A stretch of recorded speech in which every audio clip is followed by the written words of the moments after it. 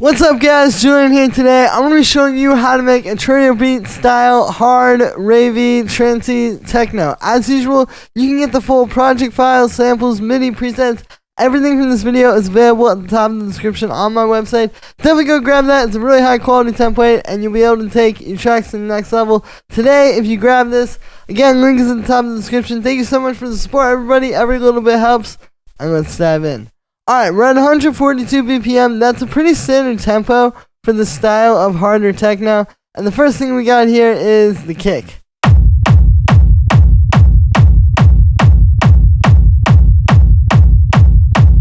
Alright, so the kick is made of 3 layers. So we've got the punch,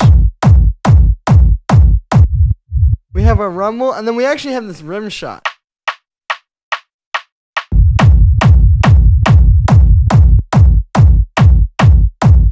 So if you listen, this rim shot does a lot for the kick. Like when I turn that off, you can hear we have a solid kick. This is a brand new kick sample I made for this video.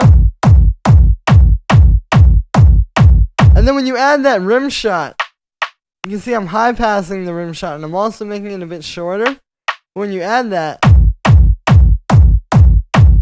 it just makes the kick kind of like smack that much harder. And then for the rumble, what we're doing is that same kick that I'm using for the punch. But what I'm doing here is you can see I've actually got an arpeggiator.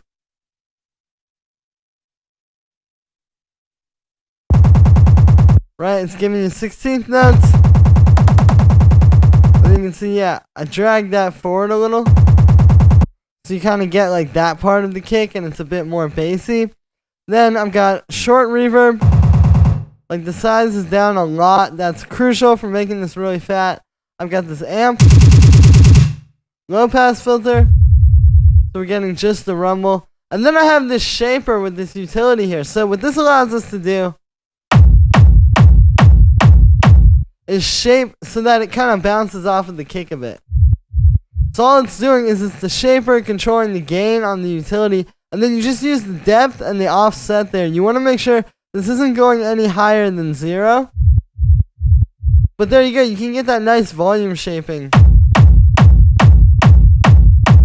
And really control the bass. And then on the group there, we just had this EQ cutting out some of the low end. You know, I noticed with these style of tracks, a lot of times they'll have this, like it'll be cutting the lows a little bit so that it's not so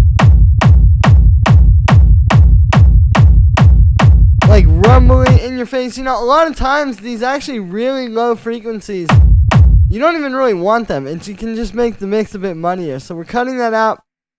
And then we have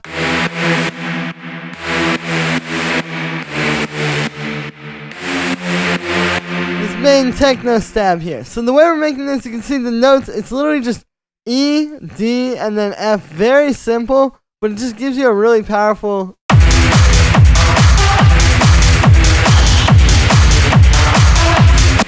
kind of foundation there. But the actual sound is made with wavetable. It's a saw wave and another saw wave. You can see they're in an octave apart. And then what's happening here is in the matrix, I have an LFO on each of the pulse widths. And you can see it's different LFOs, so you're getting a lot of different movement from that. We got it set to mono, and then we have just the unison all the way up. Then we have a bit of delay and reverb. I have a multi-band distortion after that, so you can see I'm splitting it into the highs, mids, which are getting distorted like that, and then the lows, which even have their own distortion. And then it all comes together and creates this really full sound. Here's without that, then with it. Then we have this being sidechained to this little, I have this little sidechain up here. It's just the kick, but very, very short and muted, so you can get that nice pump. And then we have a high pass filter. And then we have the lead.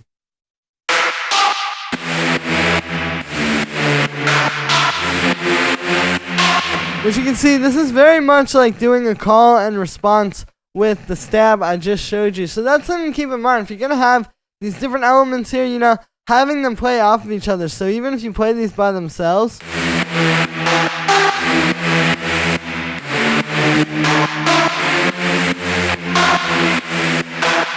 you get a lot of groove happening there, right? So for the notes on this one, it's actually really simple. Again, it's following that same kind of idea there. So you can see we got E, D, and then up here E, F, and G. So like this very kind of dark minor sounding thing. And so the way this one's made is this is also made with wavetable. It's a saw wave and a square wave. You can see I've got the pulse width and the sync turned up on the square wave. Just the pulse width turned up on the saw wave.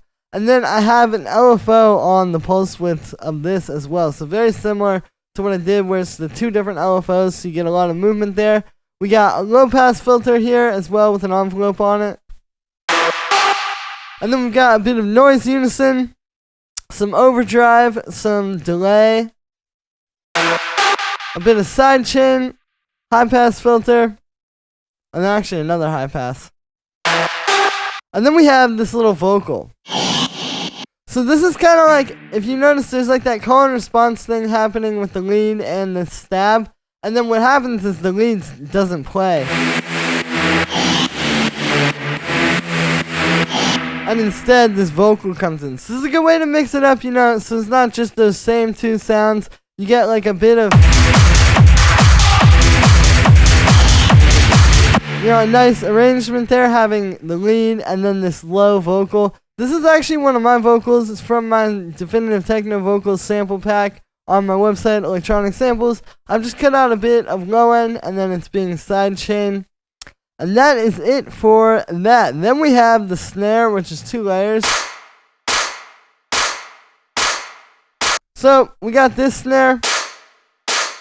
Right, very punchy. That's most of what you're hearing. It's also got some nice high end. You can see I'm boosting that. But then this clap,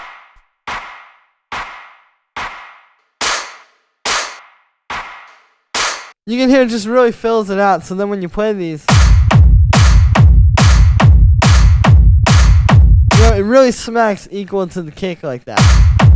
We got this closed hi-hat,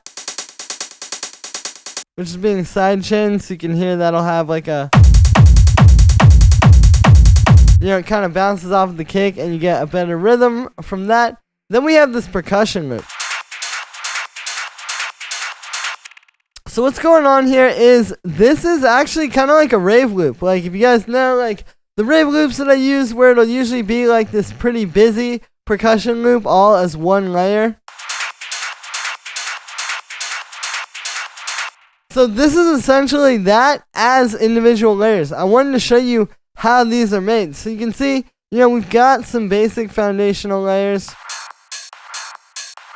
Right, you can see like a kick, a clap, which is like distorted, and it's got that reverb with the pre-delay. You get the ch-foom. Right, and then like a little ride. Right, so this is all just background percussion. Then there's some noise. Right, just a bit of white noise with a low pass filter and an LFO moving it around. There's a shaker. And then last, this distortion percussion. So it all comes together and it creates that nice kind of background percussion.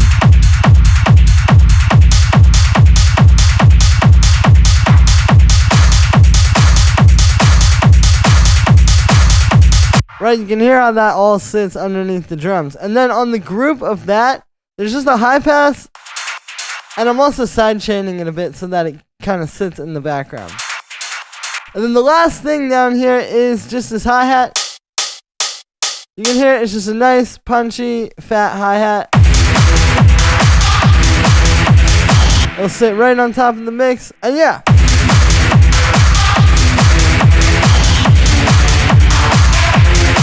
So that's going to be it for this one, guys. I hope you enjoyed. As always, make sure to like this video as well as subscribe. And let me know what you think of this video in the comments. Like I said in the beginning, you can get this full project file, samples, MIDI, presets, every single thing from this video is available at the top of the description. Definitely don't miss out, guys. While it's available, it's a really high quality template that will take your tracks to the next level today. Plus, it really helps support me. You know, I really don't make a whole lot off of these YouTube videos, especially for how much time I put into studying this and showing you guys how to do these different styles.